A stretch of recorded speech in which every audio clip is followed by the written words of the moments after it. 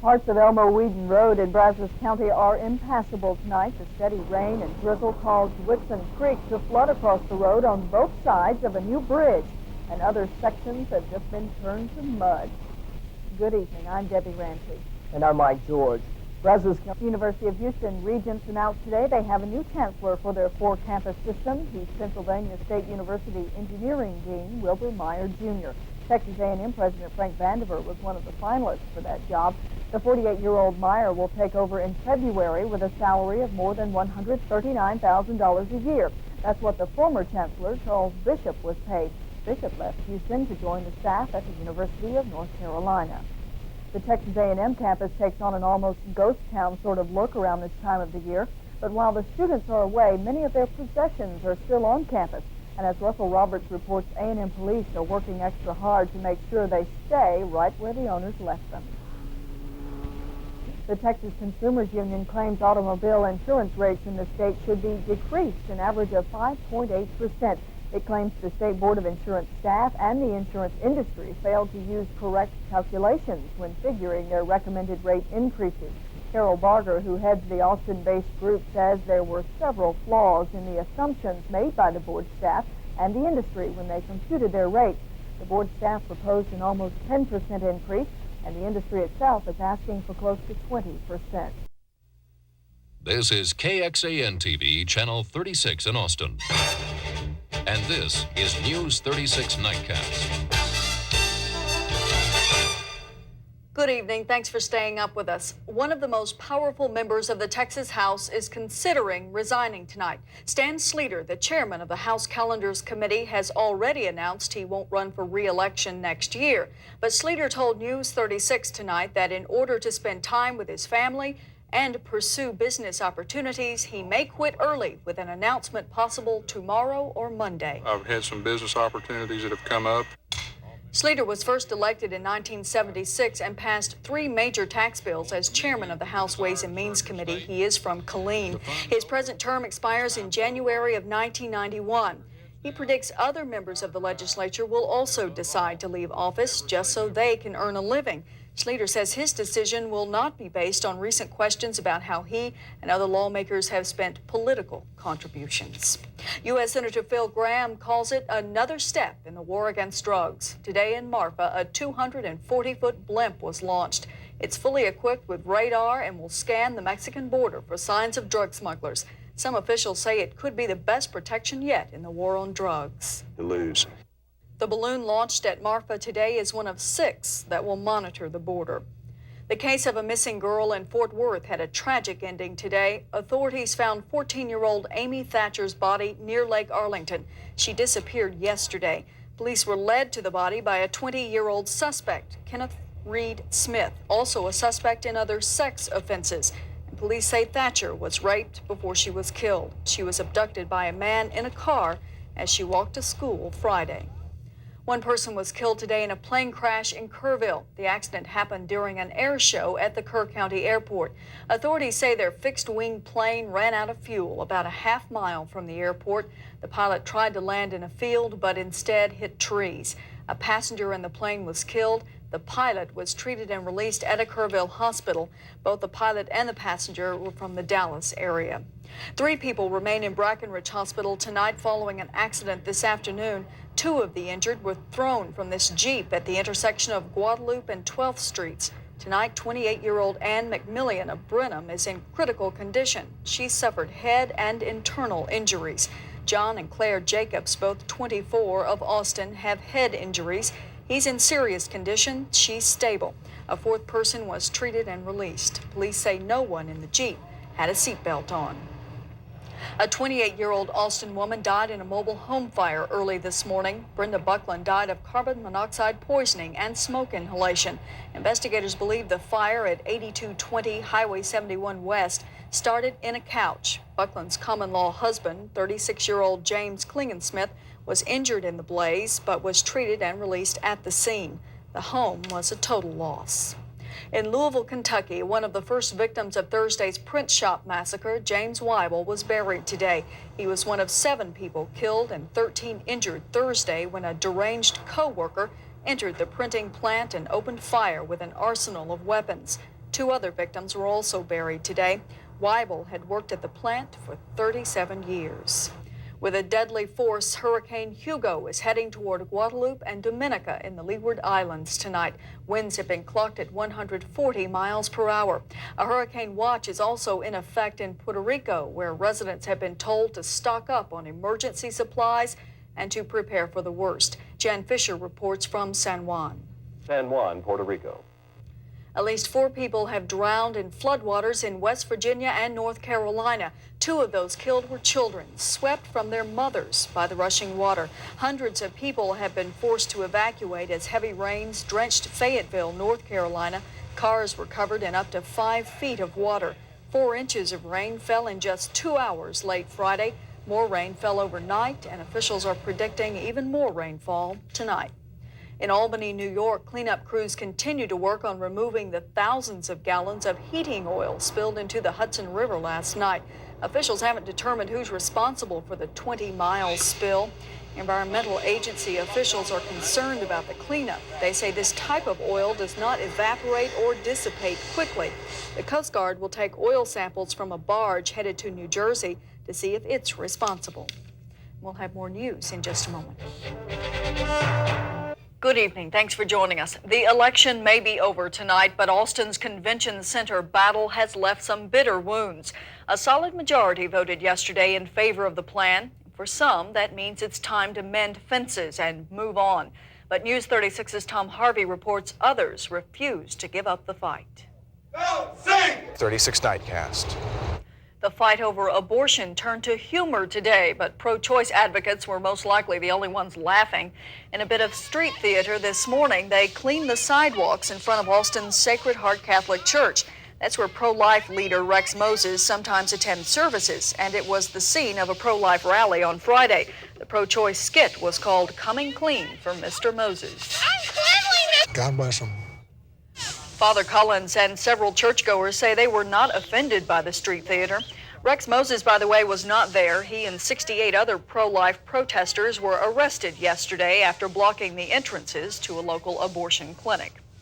A Travis County man was killed overnight when he was hit by a train. Authorities say Tom Sorrells was found by railroad workers this morning on tracks just south of FM 1626 in Manchac. They say they don't know why Sorrells was on the tracks. At least 5 people died today when 2 planes crashed in Allentown, Pennsylvania. Officials say the planes collided, then one of them crashed into a shopping center, and the other plane crashed in a nearby field. These pictures were taken by someone with a home video camera attending a balloon show at a nearby airport. But authorities say the balloon show was not related to the crash. No one on the ground was reported hurt. An American Airlines DC-10 on a flight from Dallas-Fort Worth to Las Vegas had to turn around this morning. The plane went back to DFW when a warning light showed one engine was low on fuel.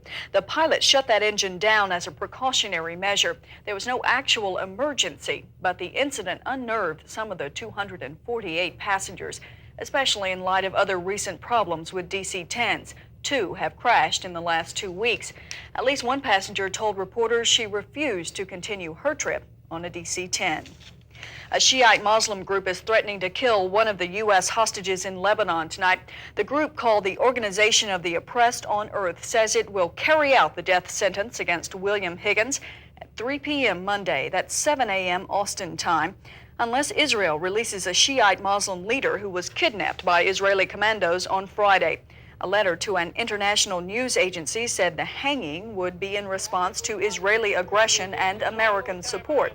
Higgins was commander of UN forces in southern Lebanon, although his abductors claim he was a CIA spy. Some reports say Higgins was killed over a year ago, but U.S. intelligence has not been able to confirm that. More news in just a minute. Deborah, it seems as if Mr. Hobby's become something of a fixture there. It'll be strange to see him gone. That's true, he has. He's been here for the better part of 2 decades. First elected back in 1972. At that time, he was a publisher of a Houston newspaper, and today he owns several TV stations. But despite these long years of public service and his own media interest, he's not one for the spotlight. The Secretary will call the roll of present members of the Senate. A shy and private man, this governor's son has spent the last 16 years at the helm of state government. Elected in 1972, William P. Hobby Jr. quietly and effectively goes about his business, often changing minds and bringing groups together. You almost don't feel it happening. You know, he brings you along and works with you and analyzes and persuades quietly. Caperton and other senators would quickly tell you this is no ordinary Texas politician. Through the years, Hobby has replaced backslapping with common sense persuasion. With a slight speech impediment, Hobby is uncomfortable with public speaking, but finds his niche in the back room. When he gets in a small group, he is extremely effective because he has a very pragmatic, common sense approach to problems. He seeks consensus. Despite his reputation for fairness, he has no known enemies. Hobby can be at times plain spoken. He angered Texas teachers in 1983 by calling them illiterate. He later said it may have been too strong a word, but he didn't apologize. Education is important to him and is among the areas where he feels he's had an impact. The state does a much better job now in education, in public education, in higher education than it did 16 years ago when I first came here. But there's lots of progress still to be made. Among legislators who are often short-sighted, Hobby is said to be a man of vision. So what does he see in the future for the state's education, prison, and even water policy problems? You know, all those things will be up again, and they will 20 years from now, too. As you can see, it's a little hard to get Hobby to talk about himself, but it's not at all hard to get other people to talk about him, and in glowing terms. David, Tanya?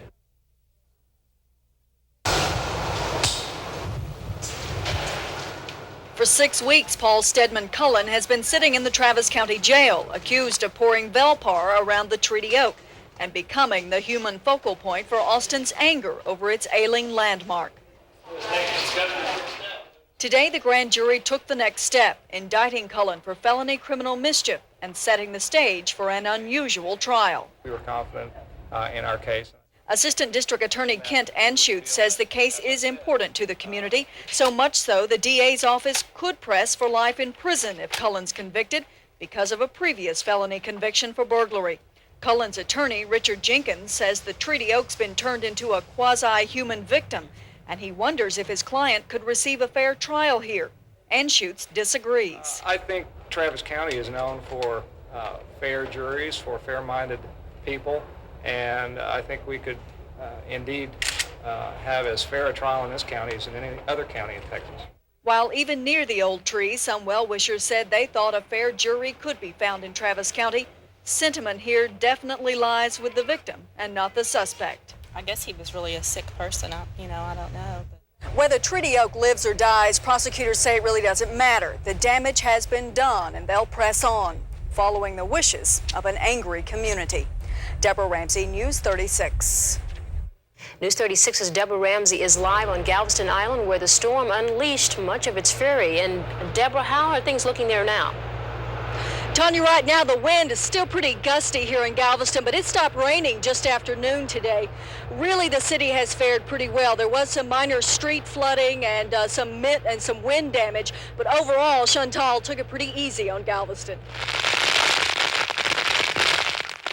Chantal arrived earlier than expected, hitting Galveston with 80-mile-per-hour winds and sending 8-foot waves crashing against the seawall. Residents here were never ordered to evacuate, but on the west end of the island, unprotected by the seawall, they were urged to do so. Some of those who did came here to the Alamo School for shelter. It's the first thing we've ever been into, and I didn't know whether to stay or leave, so I decided just to go to where everybody else was going. Inland, the street flooding began by mid-morning. Not even the National Weather Service headquarters in Albin was spared. Inside, meteorologists tracked what they called a surprising storm. Each one is different, and the other one, another storm, could be just the opposite and develop extremely slow and give us lots of lead time. By early afternoon, when the worst was over, Galveston utility workers surveyed the damage, minor by island standards. while the daring enjoyed the remnants of Chantal. Paddle over and give that guy on the boogie board a hand. He can't get in. They usually cooperate pretty well with you? Yeah, they're pretty good. They like to get out and try to catch a couple of waves or something like that, and they'll usually cooperate. We have the power of arrest. The surfers did finally move out of that area, but Tanya, they went right up the beach and got in the water again, further up the beach. They just couldn't resist the challenge. And it's amazing what some people will do during a storm. And Deborah, it looks like Galveston residents really consider this a relatively minor storm. Yeah, really it is by Galveston standards, but officials are hoping that just because of that, the residents don't get complacent here. They warn that this is just the beginning of really the worst part of the hurricane season, and there may be some real big ones coming their way, and they want them to be prepared next time. Okay, thank you, Deborah.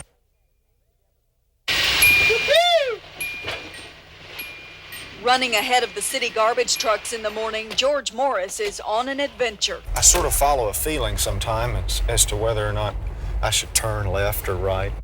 For Morris, there's a pot of gold around any and every corner, and this is the end of the rainbow. The dirt could be sorted, and that's good potting soil. All this wood could be separated, and a lot of it's looking at the tops of furniture. Morris scans the city each morning, believing 75% of what we throw away can be recycled. I've got a customer who buys these. This hot water heater, for instance, will be a barbecue pit. And this ground rubber from tires, well, he's still experimenting with that. But everything has potential. That's 50 cents. It all ends up here at Entropy Research Laboratories on I-35 South near Buda. Morris calls this the store. 1, 2, 3, 4. So does Becky Ballard. She's building a house and finding her bargains here. Some of it's a little rusty, but, little oven cleaner on it, and that'll come right off. But for Morris, finding new uses for old trash means more than picking through a dumpster and cleaning it up. In here, there's brainstorming going on. This is the lab. Here, Morris creates, hoping for that one idea that will make a difference. I love it. A dirty job, but for the believer, it's in the can. Deborah Ramsey, News 36. About 60 acres of land in the Texas Panhandle are being purchased by the federal government for possible use as a nuclear waste dump. Senator Lloyd Benson was notified by Energy Secretary John Harrington that the purchase in Jeff Smith County was taking place. But Harrington also said there would be no exploratory shaft drilling during the fiscal year ending in September of 1987.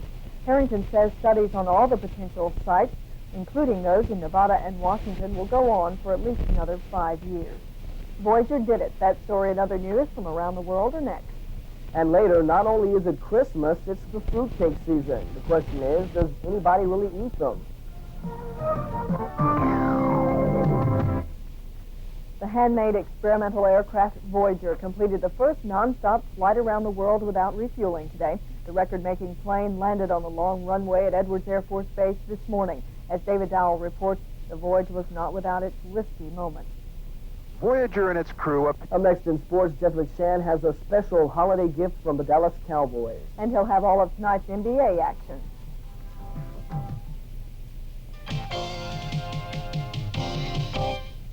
This property off of Red River Drive near Villa Maria is one of 22 sites being considered for the location of a new junior high school in Bryan.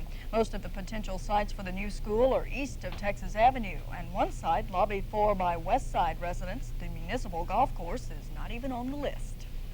Good evening, I'm Debbie Ramsey. And I'm Jeff Braun. Originally, This bulletin board in the Brazos County Clerk's office has never been so crowded. These are foreclosure notices, and in the past year, County Clerk Frank Boriski says their numbers have increased 75 to 80%. What that paper means in bricks and boards is the American dream of home ownership for too many has turned into a nightmare. Mortgage lender Mike Murphy says much of what he sees is the result of a tough economy. And before, say this year, it was either because of death, divorce, or a situation such as that. But now we're seeing more death, divorce, and people losing their jobs or being laid off. The federal home mortgage lender Fannie Mae is offering some attractive deals on foreclosed properties in Bryan and College Station, but only 6 on the list are single-family homes. The rest are commercial properties like these fourplexes. All right, and as far as the single families, you don't have any of that? Realtor Terry Ruffino says most lenders will offer good deals on foreclosed properties, but it may not be as much as you expect. I think the word foreclosure attracts a lot of interested buyers simply because of the reduced sales price that they hope to get and the better financing that you hope to get. And they do get. They do get. Maybe not the magnitude that they expect, but you do get a reduced rate, sales price and interest rate.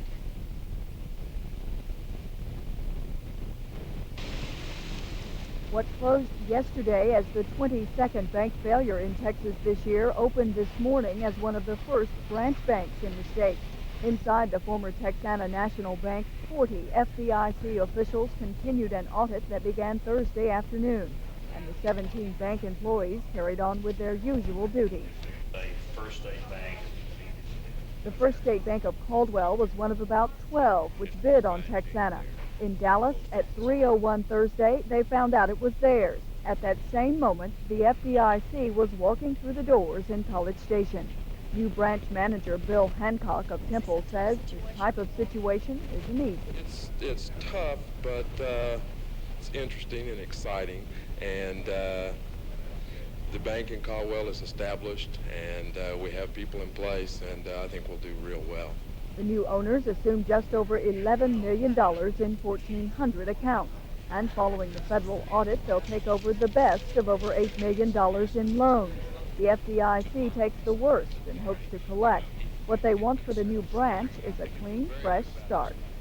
This morning, I can safely say that this institution is probably the most solvent institution in the state of Texas. If there's any concern by customers over the change, it certainly wasn't evident this morning. Hancock says they can rest assured the bank is solvent now, and it will be business as usual. That's not only good news for customers. Employees seemed relieved. I do. I feel real good. It's going to be a good change. It's been expected, but it's always a surprise when it finally happens. You know, everything was really real quick, but we feel real good about it.